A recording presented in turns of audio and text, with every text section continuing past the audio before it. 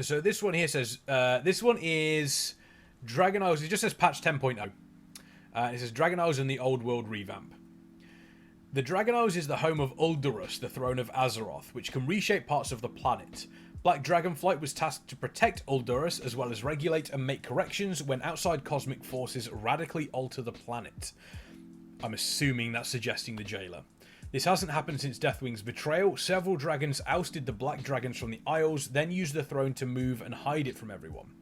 The expansion adds three new zones are part of the Dragon Isles, along with 2 revamped regions from the Old World, which act as max level zones.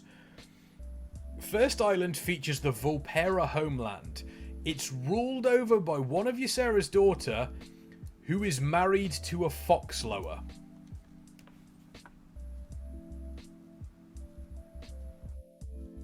What? Married to a foxlower, heavily Fae-themed. Players are betrayed by the couple after helping restore the zone from an undead invasion that happened during Shadowlands. This zone features expansion's initial raid.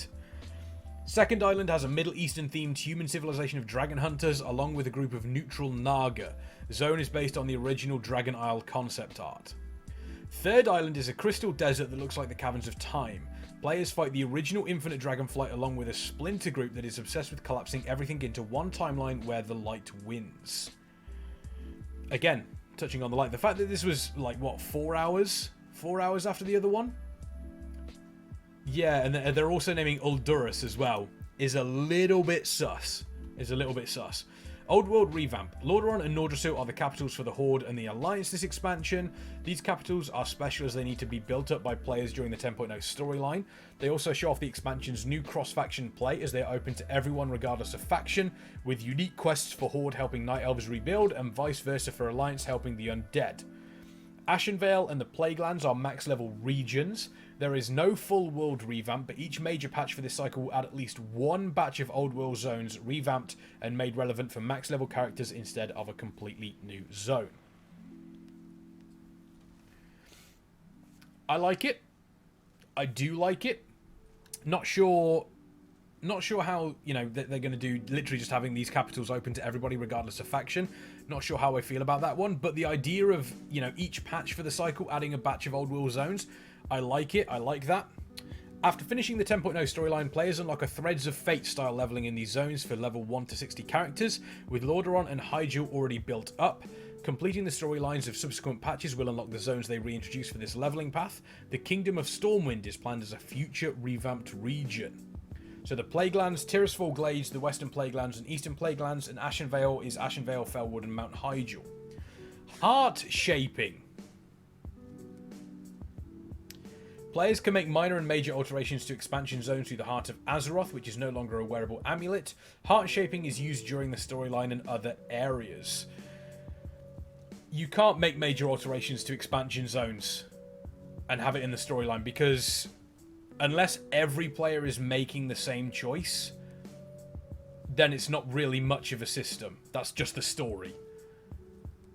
So yeah, I don't think that's going to happen. Cross-faction play. Players can now group with each other regardless of faction. Characters in the group are considered the same faction as the group leader for PvP and questing purposes. There are some restrictions. Characters of the opposing faction will still be attacked inside capital cities besides Lordaeron and Nordrassil. Again, seems a little bit strange if you ask me. New class. No.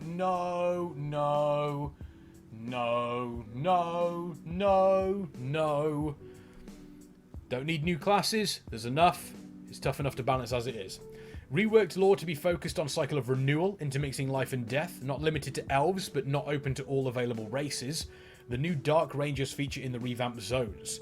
2 specializations, range damage spec based on classic Dark Ranger, healing spec based on Banshees and Ardenweald, which stances between various song buffs.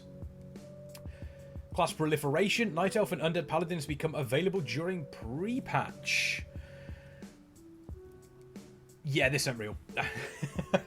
I mean, the idea of one of Ysera's daughters marrying a foxlower, I could kind of see, but the fact that it was a couple of hours after the previous one, it mentions Uldurus.